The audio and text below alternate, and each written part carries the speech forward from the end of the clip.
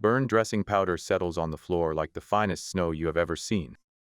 That is the first thing I will tell you, because it is the thing that matters most, and I want you to understand it before anything else. In a burn unit, the application of wound dressings produces a residue. A fine, white, talc-like powder that drifts down from the work surfaces and the supply carts and the dressing tables and settles on the linoleum in a layer thin enough to be nearly invisible in normal light and absolutely visible in the specific overhead fluorescence of an overnight ward. It settles the way any fine particulate settles when the air is still, evenly, completely, or every surface, including the floor beneath your feet when you walk through it. Every person who crosses the burn unit floor at night leaves a trail in that powder. Not deep impressions, nothing dramatic. The specific, shallow compression of a foot in fine material, a record of weight, of presence, of the fact that a body passed through this space and the space registered it. 7 years of overnight burn nursing means I have walked through that powder more times than I could count. I have tracked it into the supply room and the medication prep room and the family consultation area. I have cleaned it off my shoes in the locker room at the end of a shift without thinking about it. The way you stop thinking about any constant feature of the environment you inhabit. I stopped not thinking about it in the second month Grace was on the floor. Because Grace did not leave a trail. She walked through the burn unit the same way she walked through everything, with the unhurried, direct pace of someone who knows exactly where they are going and has made peace with the fact that the going is the whole job. She walked through the powder every night, from bay to bay, from the nurse's station to the supply room to the family corridor and back again. She left nothing, not even a compression, not even the faint suggestion of a sole where the powder was marginally thinner than the surrounding surface. She walked, and the powder was behind her exactly as it had been before her, and I have spent 14 months constructing explanations for this. None of them held. This is where the story starts. Before this story breaks your heart and rebuilds it again, please subscribe to this channel, ring that bell, and drop a comment below telling me which town or city you're listening from tonight. I read every single one. My name is Joel Vega. 7 years on the overnight burn unit at Riverside Cross Hospital in Sacramento, California. Riverside Cross is the only dedicated burn center within 200 miles. This means we receive cases that other facilities have assessed and routed to us.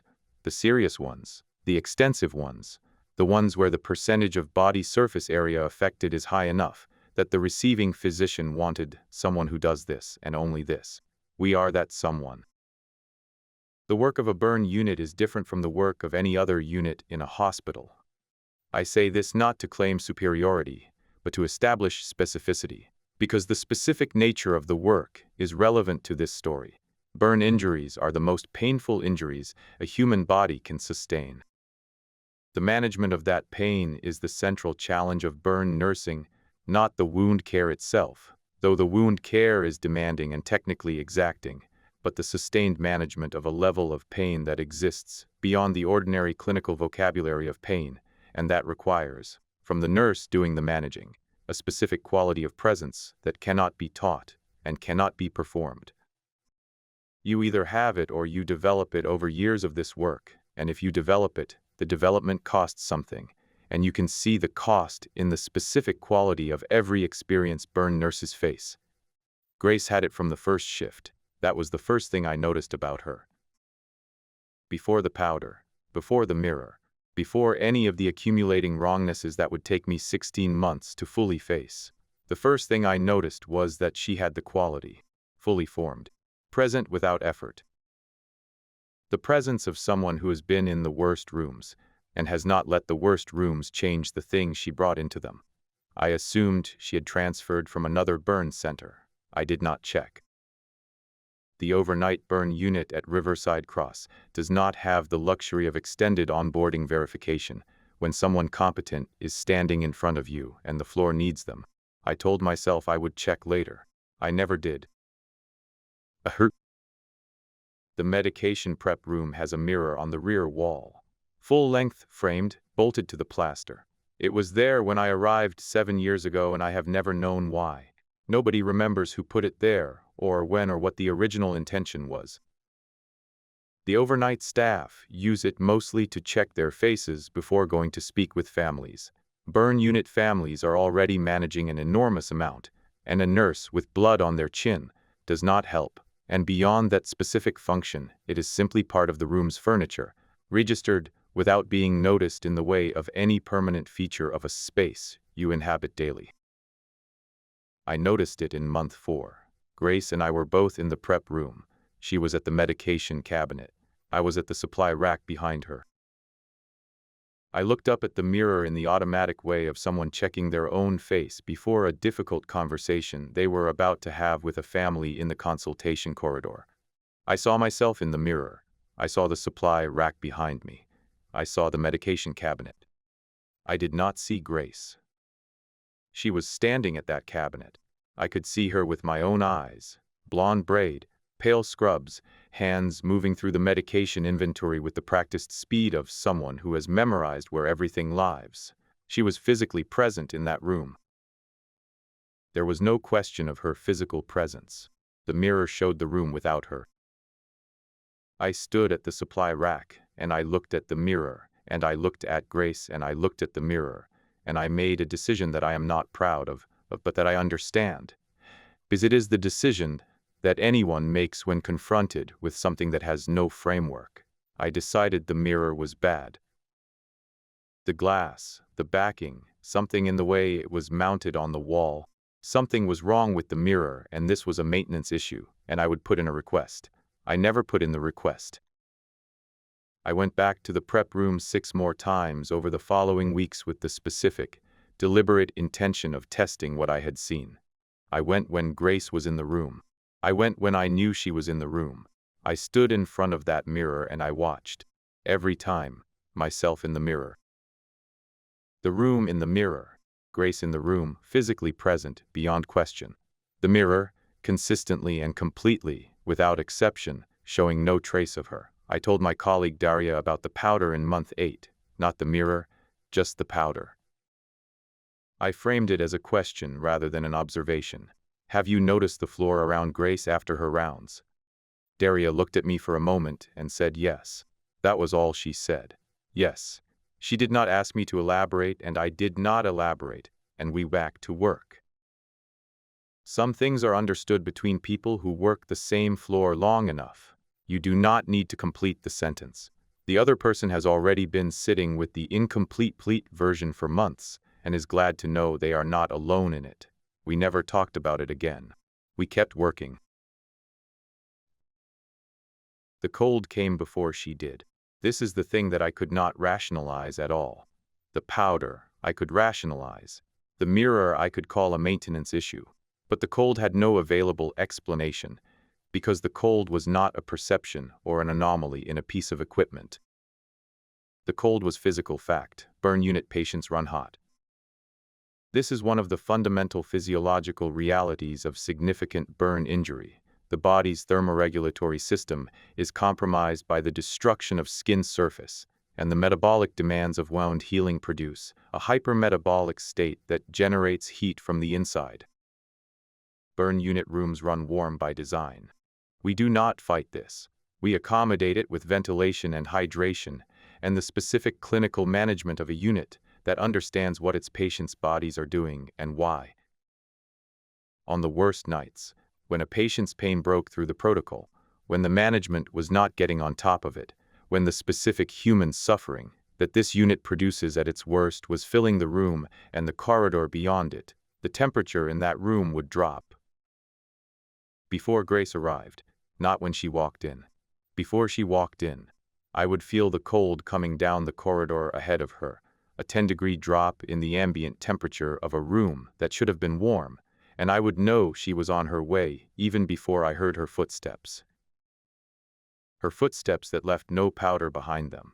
The cold, the powder, the mirror. 3 things.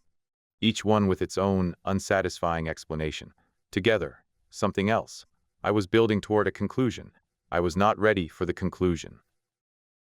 The night the operators arrived made the conclusion ready for me. The service entrance is on the east side of the burn unit. It is used for supply deliveries and the occasional lateral transfer from another facility. Patients who are arriving not by ambulance, but by medical transport vehicle, routed through the service entrance to avoid the ER lobby's traffic. I know the sound of the service entrance. I know the specific sequence of the keypad, the pneumatic hiss of the door, the way the hinges sound different from the front entrance, because the service door is heavier and its closer moves slower. What I heard that night was not the service entrance opening. It was the service entrance being opened with the specific authority of people who open doors as a professional act rather than a navigational one. Fast, decisive, no hesitation. The sound of a door being moved rather than used. 5 people came through it. Dark civilian clothes over the plate carriers that I could see if I looked at the right angle under the jackets. Armed. Moving through the burn unit's service corridor in pairs with the coordinated efficiency of a unit that clears spaces together regularly and has developed the specific non-verbal fluency of people who have operated alongside each other in worse conditions than a hospital corridor. Their leader reached me in 12 steps. She was shorter than her presence suggested, compact, the face of someone who had made decisions in difficult places for a long time and had arrived at a specific functional stillness on the other side of them. She put a credential in front of me. I read the relevant parts. Naval Special Warfare Command. Chief Warrant Officer Dana Price. I have a man, she said. Her voice was the voice of someone who does not repeat themselves. Burns across 40% of his body, circumferential on both arms, partial thickness on the trunk, full thickness on the left shoulder and neck. He was also shot once through the right side. He has been field treated. The field treatment is running out. She looked at me with eyes that had allocated exactly 0 space for any outcome other than the one she wanted. I need your best burn bay and everything in it. Right now. Bay 4, I said. Move.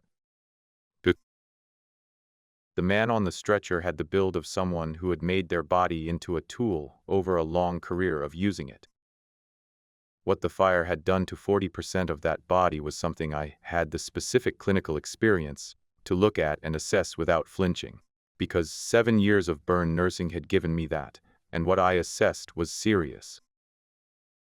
Both arms circumferential, the burns wrapping entirely around them, the tissue compressed, the vascular supply compromised, the left shoulder and neck full thickness, meaning the destruction had gone through all layers of the skin into the underlying tissue. The GSW on the right side was a through and through, and the field dressing on it was doing its job, but only barely. His name was Ryan Mercer. Price's team medic gave me the handoff in the compressed, precise shorthand of military medicine mechanism, timeline, interventions applied, current status. Current status was not good. His blood pressure was in the range that tells an experienced burn nurse 2 things simultaneously: that the patient's body is still fighting, and that it is running out of what to fight with. I did not say this to Price. I said, Bay 4. Everyone move. Price came into the bay. I let her. I made the calculation that a chief warrant officer with a federal credential and a dying operator and the specific quality of controlled fury that she was maintaining would be less disruptive inside the bay against the wall than outside the bay trying to see through the glass. She was a variable I could manage. She stood against the wall, and she was still, and she was silent, and she watched. We worked. The code was the worst of my 7 years. Burn codes are different from trauma codes or cardiac codes. The primary challenge is not a single catastrophic injury, but the aggregate, the burn injury plus the hemodynamic instability, plus the systemic inflammatory response plus, in Ryan Mercer's case, the additional complication of the GSW, each element feeding the others. Each intervention affecting not just its target but the overall picture. The clinical management of a severe burn patient in crisis is the most complex, sustained problem-solving that burn nursing asks for. and I have done it many times, and I have learned to hold the complexity without letting the complexity hold me. That night I held it as long as I could. And then the monitor above Bay 4 said what it said. The long, flat, unbroken sound. I looked at my team. Daria, across the bay table, had the jaw set I had seen in her on the worst nights. The expression of a nurse who is managing the impact of the moment through the discipline of not letting the moment land until the moment is over. The respiratory tech had both hands on the ventilator controls and was looking at me. I looked at Price. She had not moved from the wall, not once for the entire duration of the code. She had stood with the contained, operational stillness of someone who has been in situations where the only available contribution was to stay out of the way and not make it worse, and who has enough discipline to actually do that instead of the thing every instinct is demanding. She looked at the monitor. She looked at Ryan Mercer. She looked at me. I looked at the bay floor. The burned dressing powder had drifted down from the work surfaces during the code and settled across the linoleum in the specific even layer that it always settles in. Daria's footprints in it. Mine. The respiratory techs. The overlapping compressed marks of everyone who had moved through this space in the preceding hour. The powder was completely still. There was no draft, no movement. The door was closed and the ventilation was running at its standard rate, and the powder had settled and was staying settled. I opened my mouth. The powder moved. Not all of it. A single thin line of it, shifting across the floor from the bay door to the bedside. Not disturbed by a draft. Not scattered. Moving in the specific, compressed, directional way of powder moving under the weight of footsteps that make no sound. The temperature dropped. My breath was white in the air in front of my face. I watched Daria's breath go white. The respiratory techs. The cold of Bay 4 going from the warm ambient of a burn unit room to something that had no business being in a burn unit room. Grace was at the bedside, not crossing the room. Not stepping through the door. At the bedside. Present the way she was always present. Without the intervening steps, without the transit, already in the place she needed to be before anyone had registered that she was arriving. Pale blue-gray scrubs. Blonde braid. The face I had been looking at for 16 months, carrying something I had been trying to name for most of those months. I could name it now. Certainty. Not the professional certainty of a skilled nurse confident in their practice. Older than that. The certainty of someone who knows exactly what this moment requires of them, because they have been moving toward this moment from the other side of something I do not have adequate language for. One of the operators behind me had his weapon raised. Price said one word, no. The weapon came down. Price was looking at Grace with an expression I could not read at first, because I had no category for it. Then I found the category. She was looking at Grace the way you look at someone you last saw a very long time ago under circumstances that were not survivable, and that you have been carrying the weight of ever since, and who is now standing 10 feet from you in a burn unit bay in Sacramento, and the weight and the presence are both real at the same time. She knew. I did not know that she knew yet. I would know it later. Right now, I was watching Grace place her bare hands on Ryan Mercer's chest. Both of them. Palms flat against the bandaged surface, positioned with the specific anatomical knowledge of someone who understands what is underneath the dressings and how to reach it. She had not removed the dressings. She did not need to. Her hands rested on the surface, and whatever came from them went through. She leaned down. She spoke close to his ear. I could not hear it. I have never been able to hear it. Whatever register she uses when she does this, it does not pass through the ordinary mechanics of hearing. It arrives somewhere lower, in the chest, a resonance. The specific vibration of a bell that has been struck in the next room. You do not hear it so much as feel the air it displaces. The monitor was silent. The flat line held for 15 seconds. Then the monitor said something. One beat. The specific single beat that I have spent 7 years learning to distinguish from hope and from equipment artifact, because the distinction matters enormously, and the mind desperately wants the beat to be real before it has confirmed that it is. I did not call it. The second beat came. The third was stronger. Daria said, her voice completely flat, the flatness of clinical reporting that she maintains even when clinical reporting is the hardest thing available to her. He has a rhythm. Joel, he has a rhythm. I hear it. It is organizing. Sinus. A pause. His pressure is building. It is actually building. I looked at Grace. She was standing with her hands still on his chest. Not pressing. Resting. The posture of someone who has done what they came to do, and is holding the space around it while the thing they did takes hold. Her eyes were on his face. The expression on her face in that moment is the one I will carry for the rest of my career. I have looked at it from every angle I have available to me in the months since that night. I have tried to find the word for it. The closest I have come is not finished in the defeated sense, done in the completed sense. The specific expression of someone who has been working towards something for a very long time and has arrived at its end, and the end is exactly what it was supposed to be. She straightened. She took her hands from his chest. She stepped back. The burn and thoracic team arrived through the bay door 30 seconds later, paged from the moment Price's man came in. Finally here, 2 surgeons and a team moving with the velocity of people who have been briefed on a severe burn and GSW and are prepared for what they are going to find. They found Ryan Mercer with a sinus rhythm and a blood pressure that was climbing. The lead surgeon looked at the monitor. She looked at the patient. She looked at me. "Where'd the rhythm come from?" she said. I looked at bay 4. Grace was gone. The bay door had not opened. I was standing 12 feet from the bay door, and it had not opened. The 2 operators who had been flanking it had not moved. Nobody had gone through that door. I looked at the floor. The line of powder disturbance that had moved from the door to the bedside was still there. Every other part of the floor showed the overlapping marks of everyone who had been in the bay. The bedside where Grace had stood showed the line ending. And around the line, where her feet had been for the preceding minutes, the powder was undisturbed. No compression. No marks. No evidence of weight. "Get him to the OR, I told the surgeon. He's holding." They moved. Price stayed. She looked at the line in the powder. She looked at me. She said, "Tell me about the nurse." I told her everything.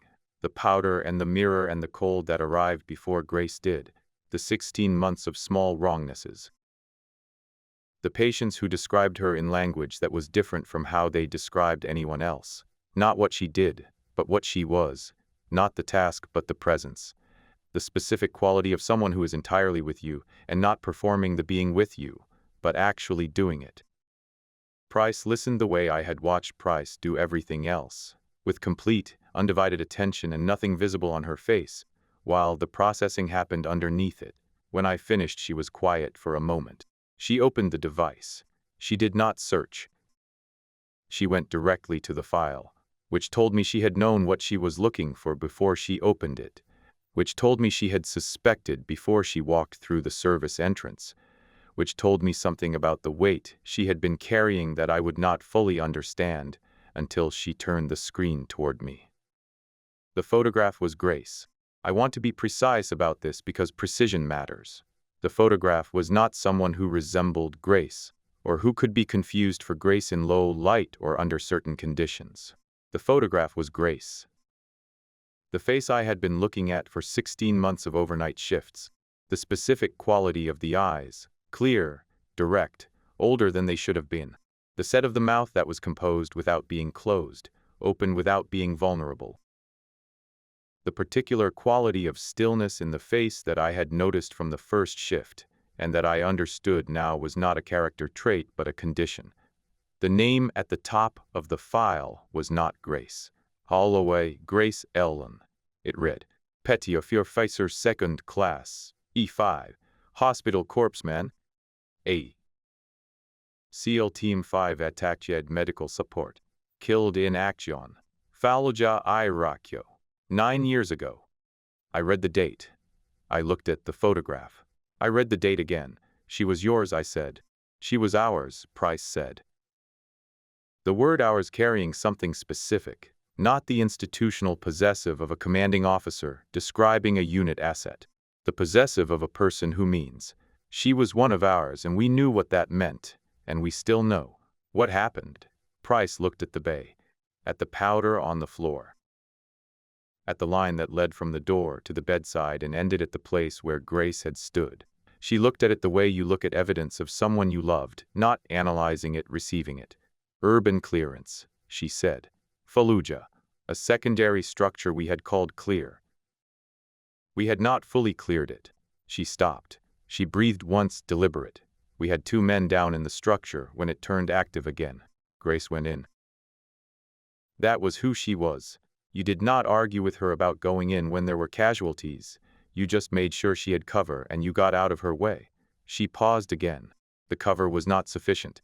By the time we reached her position, she had managed both casualties. They both survived. She stopped. She did not. The burn unit was very quiet around us. Sacramento outside the windows was doing what Sacramento does in the hours before dawn, the specific pre-dawn stillness of a Central Valley city that runs at a lower volume than the coasts, and that goes genuinely quiet in the deep hours in a way that coastal cities do not. She worked here, I said, before the Navy. Price looked at me. I had pulled up the hospital's administrative archive on the base station terminal while she was speaking, the deep historical records. The folder that sits in the back end of the current system containing the digitized scans of paper files from before the most recent HR migration. Files nobody accesses because everything relevant is in the current system. I found her in 5 minutes. The record loaded as a scanned document. An old badge photograph, the format from before the last renovation. The design I recognized from the framed institutional history photograph in the burn unit consultation corridor. Holloway, Grace ERNBSN, it read. Riverside Cross Hospital. Burn unit. Overnight rotation. 5 years. Starting date 9 years before she enlisted. Ending date, the week she left for the Navy. She learned this work here, I said. 5 years of burn nursing on this unit. She learned the specific quality that burn nursing requires, the kind you cannot teach, the kind you either have or you develop, on this floor, in these rooms, with these patients. I looked at the record. When she died in Fallujah, she came back to the 2 places she knew how to save lives. A street in Iraq, and this unit. Price looked at the record for a long time. She said, Ryan Mercer. He was the 2nd casualty in the structure. He was 23 years old. She got to him after the first one. She had him stable when they hit her position. He dedicated his career, I said. Not a question. I had watched enough of these revelations now to know the shape of them. 14 years, Price said. Every year of it. He enlisted because of her. He stayed because of her. Every hard school, every bad deployment, every choice he made in this career was made in the direction of being worth what she gave. She looked toward the OR. Tonight he was the one dying. And she came back for him. She closed the device. She looked at the line in the powder one more time. She never left, she said quietly. Did she? No, I said. I do not think she did. The surgery was long.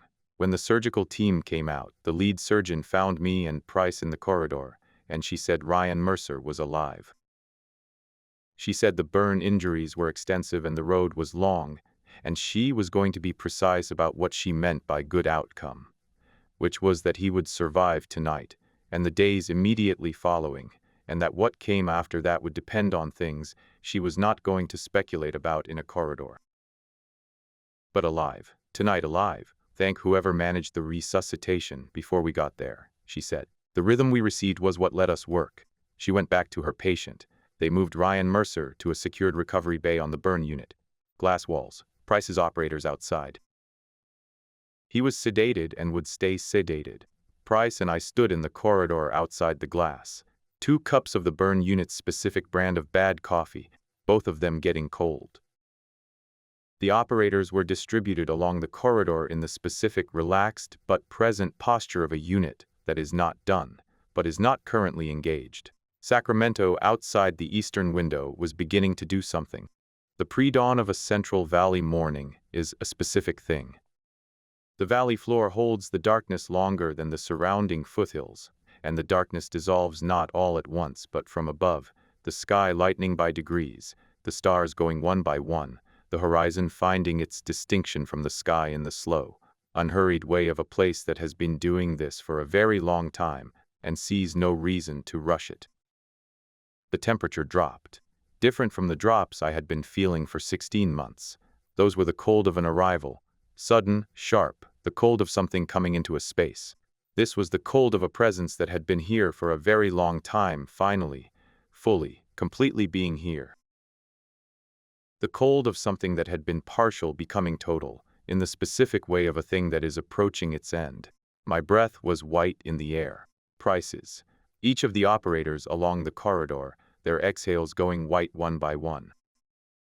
The frost came across the glass of Ryan Mercer's room in the specific, branching pattern that I had seen in the previous scripts I had been keeping, the frost of her presence, the evidence she left on surfaces, even when the powder and the mirror and the floor refused to show her. At the far end of the corridor, where the window faced east and the Sacramento dawn was beginning its slow arrival through it, Grace walked out of the light, not from a room, not from a door. From the light itself, or from the threshold of it, the border between the last of the night and the first of the morning, the specific liminal place that this story had always been moving toward. Pale scrubs, blonde braid. The face I had been looking at for 16 months. The weight was gone. I had noticed the weight the first night she was on the floor. I had not had a name for it. It was simply part of the density of her, the compressed quality, the sense of a person carrying something enormous without complaint. It had been part of her the way the cold was part of her, and the absence in the mirror was part of her, and the unmarked powder was part of her. It was gone. What was there instead was something I had seen in one other person in 7 years of this work, in a patient who had been in the burn unit for 11 weeks, and who had come to a place of acceptance that was not giving up, and was not defeat, but was the specific piece of someone who has fought the right fight for the right reasons, and is ready for what comes next. She walked down the corridor. Price's hand went to her sidearm. She stopped herself. Her hand came away. She squared her shoulders in the small, precise way of a person making a conscious physical choice about their posture. "Stand down," she said, to the corridor, to her operators, to herself. "All of you, stand down." Grace reached the glass room. The door opened. She went inside. Price and I cleared circles in the frost and looked through. Ryan Mercer was awake. He should not have been awake. The sedation was not close to cleared. He was awake with the specific, direct quality of eyes that have come back from a long way and have arrived exactly where they were going. He looked at Grace the way soldiers look at the people they did not expect to see again. Not surprise. Recognition. The recognition of someone who has been carrying a face for a very long time and is now looking at the original. The tears came without management. He did not try to manage them. The tears of a man who has spent 14 years becoming the thing she gave her life for and who has arrived, on a burn unit recovery bay in Sacramento, at the only conversation that mattered. Grace stood at his bedside. She raised her hand above his face, hovering, not touching. The gesture of presence, not intervention. The work was done. I read her lips through the frosted glass. She said, "My watch is over, Ryan. You made it worth everything." His mouth moved. The words came out in pieces. "Through the glass and the frost I caught 3 of them." He said, "I remember you." She gave him the smile I had seen for 16 months, the one that lived behind the sorrow, the one that was real and private and cost her something to give. The sorrow was not behind it now. The smile was just the smile. Clean. Complete. She turned from the bed. She walked back to the door. She stepped into the corridor. Chief Warrant Officer Dana Price moved. Her heels came together. The sound of them hitting the corridor floor was precise and sharp and absolute. The sound of someone doing a deliberate thing with their body that carries the weight of everything it means to do that thing. She drew herself up. Her right hand rose. The salute was not a gesture. It was a reckoning. The specific, complete, absolute salute of an officer paying the highest respect available to her to someone who earned it past the point that most people are asked to earn anything. She said, "Detail." Attention. 4 operators came to attention in the corridor. Simultaneous. Precise. The unified movement of people who have been trained to move as one, and who are doing that now. For this, at full weight, present arms. 4 right hands rose. I stood against the wall with my arms at my sides. I am a burn nurse. I am not military. I have never served. I have no standing in the vocabulary of that gesture. I understood what I was witnessing anyway. 4 SEAL operators and their commanding officer in a burn unit corridor at dawn. For Grace. For the woman in the powder who left no marks. For the woman in the mirror who left no reflection. For the woman who sent her cold into rooms ahead of herself for 16 months, because the rooms needed what she brought, and she was not finished bringing it. Grace walked down the corridor. She passed each operator. She walked with the pace she had always had, unhurried, direct, the pace of someone who has nowhere else to be, because this is the place and this is the moment and she knows it. She passed Price. Price held her salute, eyes forward, the muscles in her jaw working. Grace stopped. She looked at Price. She raised her hand. The salute she returned was exact. Every degree of it. The salute of a petty officer second class returning the salute of a chief warrant officer. Trained, precise, military. Perfect. Price's eyes did not move from their forward position. But her jaw stopped working. Grace lowered her hand. She turned toward the window. The Sacramento dawn was coming through it. The Central Valley light, arriving from the east over the foothills, gold and specific and patient. It hit the corridor floor and climbed the walls and found Grace in her pale scrubs with her blonde braid and the single expression on her face that I had been trying to name since the first night. She walked into it. No sound, no effect, no residue. She walked into the morning light the way you walk into a room you have not been in for a very long time and are very glad to return to. And the light folded around her, and she became part of it, and the corridor at the end, where she had been, was full of light and nothing else. The frost on Ryan Mercer's room melted, all of it at once gone.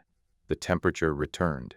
The specific warmth of a burn unit room came back into the corridor the way warmth comes back into a space that has been cold, gradually, then completely, the air making its adjustment and settling. Price lowered her hand. Her operators followed. The corridor was a corridor again. The burn unit continued its work, monitors, ventilators, the specific ambient sound of a floor that never fully stops, exactly as it had been before she walked through the service entrance 9 years ago, and every night since. Price said, very quietly, Petty Officer Holloway. Dismissed. She said it to the light at the end of the corridor. Then she picked up her cold coffee and drank it. Ma. The operators left before the morning shift arrived. Ryan Mercer went with them. Military medical transport, Walter Reed, Price in the vehicle behind his. He would face a long recovery. The burns were extensive and the road was exactly what the surgeon had said it would be: long, demanding, defined by the specific patients that burn recovery requires. But he would walk it. The surgeon had said survive tonight and the days immediately following. He survived them. He is still surviving them. Before Price left, she stopped at the nurse's station. She did not say anything for a moment. She looked at the burn dressing powder on the floor, at the line that led from the door to Bay 4. It was still there. Nobody had cleaned it yet. The night was not fully over, and in the specific way of overnight wards, the cleaning would wait for the shift change. She looked at the line for a long time. Then she said, she talked about this place when she was with the team. She did not talk about much, that was not the mission, but she talked about this unit sometimes. She said the work here was the work that made the other work make sense to her. The reason she knew how to do what she did in the field was that she had learned it here first, in rooms where there was no margin and no backup, and the only thing between the patient and the worst outcome was the nurse. She paused. She said she hoped the unit was still running well. I did not say anything. I think she came back to make sure it was, Price said. She walked out. Daria found me in the break room after the shift change. I was in the corner chair, not thinking, exactly, processing. doing the specific internal work of organizing a night that had produced more than any single night should produce, and that required sorting before it could be carried.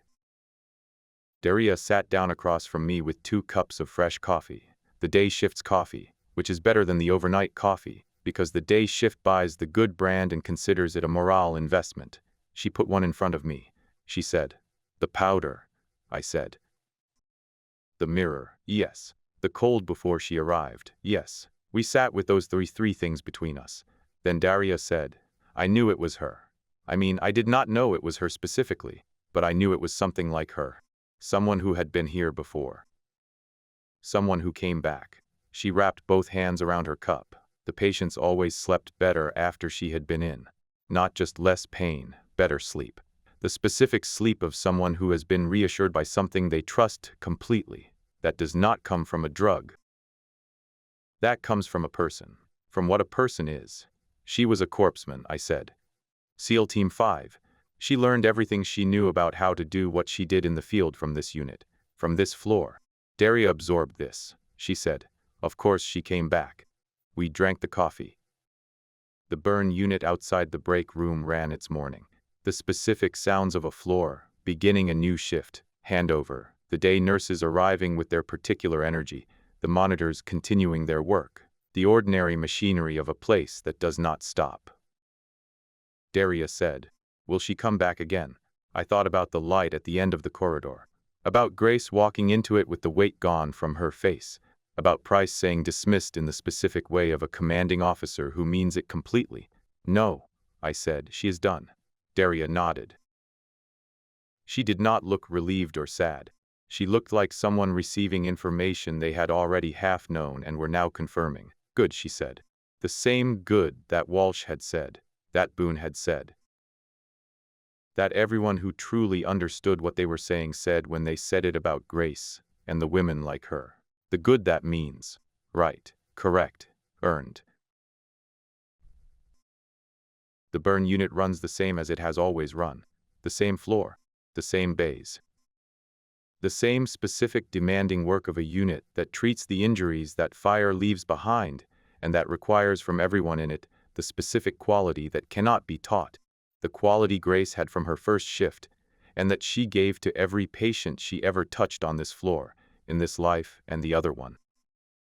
The powder settles every night. Everybody on the floor leaves a trail in it now. Every nurse, every tech, every physician who crosses the burn unit floor after the dressing changes have produced their specific fine residue. Every person who works this ward goes home at the end of a shift with white powder pressed into the soles of their shoes. I clean mine off in the locker room, every shift, without thinking about it, the way you stop thinking about any constant feature of the environment you inhabit, but I notice it. Every night when I come in, and the first dressing change of the shift has settled the powder across the linoleum, and I am walking my first round of the evening and the powder is recording where I go, I notice it. I notice my trail behind me. I notice Daria's trail, and the tech's trails, and the trails of every person doing the night's work. I notice because noticing is the thing I do now, the thing this floor taught me to do. She walked through this powder for 16 months and left nothing in it. Not a mark, not a compression, not the faintest evidence of weight, and the patients she visited slept better, and the rooms she entered became calmer. And the worst codes on this floor, during 16 months of overnights, produced outcomes that the surgical team described in the careful, qualified language of people who have run out of clinical vocabulary and are reaching for something else. She was here. The powder did not know it. The patients did, I did. And on the nights when a code is going badly, when the monitor is saying the long flat nothing, and I have run everything available, and the team is looking at me and I have nothing left to give them, I do the thing I have done since the night Price's man came through the service entrance. I look at the floor. I look at the powder. I look at the space beside the bed. I look for the line that moves from the door to the bedside without footprints, the specific impossible line of a person walking through powder without weight. She never comes. Her watch is over. She walked into the Sacramento dawn, and the dawn took her, and she has been somewhere better than a burn unit corridor ever since, and good. Good. She earned every second of it. But I look, because the looking is the honest thing. Because 7 years of this work and 16 months of grace have made me the kind of nurse who looks at the floor, at the mirror, at the space that should be empty, and sometimes is not, and does not look away from what the looking finds. Because the best nurse I have ever worked alongside was a ghost, and because the powder has been settling on this floor for 9 years, and she never once left a mark in it, but she left everything else. If you love this type of intense nurse-taking action tales, hit that like button. Share the video with your fellow thrill seekers, subscribe to our channel, and ring the bell so you never miss a new story.